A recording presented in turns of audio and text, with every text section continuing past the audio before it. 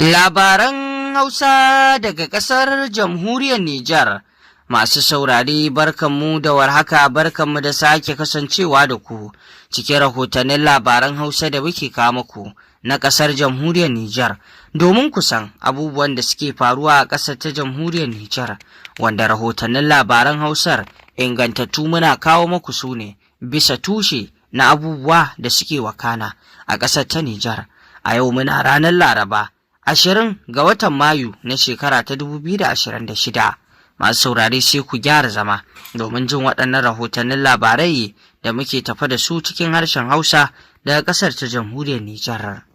Inda mu fara da rahoto kan batun zaman majalisar ministoci, wanda a ranar 18 ga watan nan aka yi wannan zama. Wanda wannan zama na ministoci ya kasance ne a fadar shugaban ƙasa Janar Darme Abdurrahman Chani, wanda shine ya jagoranci zaman wannan majalisa ta ministoci. Inda a wannan zama an ɗauki ƙudurori da kuma ayoyin doka daban-daban a ƙasar ta Jamhuriyar Nijar,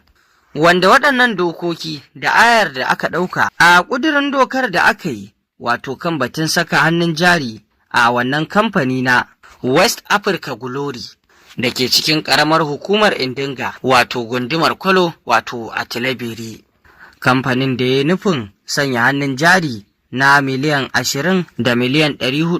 469 na sifa da kuma 'yan kai, da kuma ɗaukar ma'aikata guda 30 da wani abu wanda za su kasance ma'aikata na dindindin, sannan kuma da ɗimbin ma'aikata waɗanda za su kasance 'yan kwantiragi bayan waɗancan ma'aikata na dindindin guda 37 da za su ɗauka. Haka zalika zaman majalisar ministocin ya yi duba a kan tsarin ɗaukar ma'aikata, wanda wato za a fara wannan al'amari daga ɗaukan waɗanda suke daga shekara 42 zuwa ƙasa. Haka zalika tare da tsayar da wa'adi na ritaya sai mutum ya kai shekara 62, kaga kenan an samu sauyi. Sai kuma ƙudurin doka na uku da aka gabatar, wato kan kula da abun da ya shafi wato takardun bariki. A fuskar ministan sufuri da kuma wato kula da filayen jiragen sama, taron majalisar ministocin ya amince da ƙudurin doka, inda wato doka guda uku ce aka yi na'am da ita. Ƙudurin doka na farko, zancen ƙa'idojin allowance na ma'aikata manya, wato manyan ma'aikatan meteo. Sai ƙudurin doka na biyu, mai girka kamfanin tattalin arziki. Shawarar doka ta uku kuma mai shimfiɗa ƙa'idojin kamfanin na Sonotu. A fuskar ofishin ministan harkokin gine-gine, taron ya amince da doka ta magana akan takardun filaye a cikin tsarin gyaran hanya mai zuwa Benefut da kuma Ofital da Referen ta nan birnin Yamai, da kuma gyaran hanya RTA ta Abalak ta Maya mai nisan kilomita 75, da kuma hanyar ta maskatawa da ta maske mararraba mai nisan kilomita 65. A fuskar ministan ma'adanai kuwa, taron ya amince da matakai na musamman da aka ɗauka dangane da harajin da ya kamata kamfanin haƙo da ma'adanai na ƙasa ya zuba wa gwamnati. Sai kuma ƙudurin doka na biyu kan batun wato gina kamfanin ƙasa mai suna Telewa, wanda zai aikin haƙo da uranium na ƙasar Jamhuriyar Nijar, wanda shine zai maye wato gurbin kamfanin Somayir. Sai kuma wato ƙudurin doka da aka yi wadda ta soke wata doka da ta ba wa ƙasar Faransa damar mallakar filaye a yankin Arlit, bayan watanni 6 da raba gari da wato kamfanin Orano na ƙasar Faransa. Gwamnatin Nijar ta soke wannan ƙuduri wato domin mallakar filayen da sunan 'yan ƙasa, amma kuma gajiyar harajin da wato Orano ta ci a waɗannan filaye yana nan daram-dam a wuyanta sai ta biya. Sai kuma a ƙudurin doka na 4 kan batun girka wato makarantar kimiyya da fasahu da al'ada na wato ƙasar Nijar, yayin da kuma a fuskar ofishin ministan tattalin arzikin ƙasa, taron majalisar ministocin ya amincewa ƙudurin doka da ta ƙunshi ba da wato aikin kwangiloli na gwamnati, inda aka shimfiɗa ƙa'idoji na ba da kwangilolin ga kamfani na ƙasa da kuma na ƙasar waje, wadda gwamnati ke da hannun jari a ciki. Haka zalika daga ofishin ministan wato buɗe ido shi ma an yi amince da ƙudurin doka a kan batun wato yawon buɗe ido, bunƙasa shi da kuma kawo ci gaba.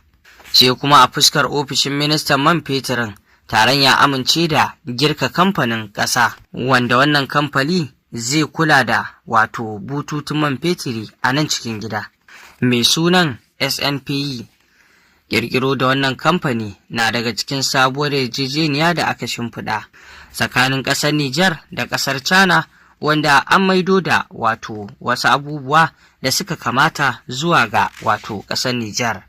Waɗannan kaɗan kenan daga cikin wato abin da muka kawo muku cikin wannan taron majalisar ministoci da aka zauna, wanda aka ƙaddamar da abubuwa ƙarƙashin jagorancin wato shugaban ƙasa Janar Darme Abdurrahman Chani.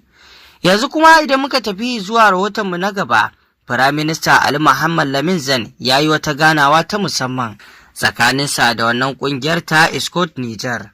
game da gudunmawa da suke bayarwa wajen samar da wato zaman lafiya da kwanciyar hankali a cikin wannan ƙasa ta Nijar,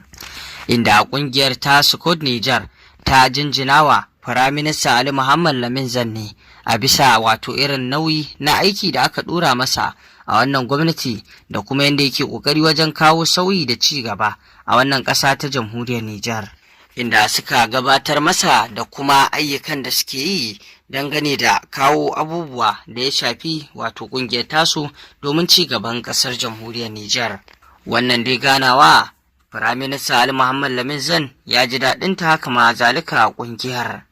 Idan kuwa muka tafi zuwa rahoto na gaba, a jihar Maraɗi ƙarƙashin jagorancin shugaban rundunar sojin General Mamman Sani Kyawa aka fara gudanar da satin jami'an tsaro na motsa jiki, inda a filin wato babban fili na jihar Maraɗin, inda aka fara gudanar da wato wannan wasa na ƙwallon ƙafa da kuma motsa jikin, yayin da wato ƙarƙashin jagorancin wato Janar Mamman Sani Kyawa, inda ɓangaren wato wasan gudu mata wato da maza sun yi gudu, inda maza suka yi gudun wato kilomita 10, mata kuma suka yi gudun kilomita 5. Duka kuma zakaru ne na wato jami'an tsaro na ƙasar Nijar, kuma a hakan wato domin a fitar da waɗanda suke zakakurai a cikin wannan gasa ta kwambala, inda manyan jami'ai sun halarci wannan wato kwambala da aka yi, wanda wato an yi farin ciki a cikinta. Idan muka tafi kuwa zuwa ga yankin Gaya, al'umma na gundumar Gaya wato sun fito wani taro na gangami kamar yadda wato kuka yi gani, domin kawo wato goyon baya da kuma wato nuna kulawa ga ma'ikwanta na wannan mulki na CNSP, kuma a cikin yaƙi da wato dukkan ta'addanci da kuma annamimanci a ƙasar. Kuma taron ya gudana ne tare da halartar manyan ma'ikwanta a wato gundumar ta Gaya, duka sun halarta, kama daga jami'ai na CNSP da kuma wato ma'ikwanta na sarakuna na gargajiya, wanda wannan gangami ya kasance babban tarihi a wannan yanki na Gaya, domin al'umma ne suka fito da fifikonsu da kwarkwatarsu, mata, matasa, manya, kama daga yara duka suma duka sun fito.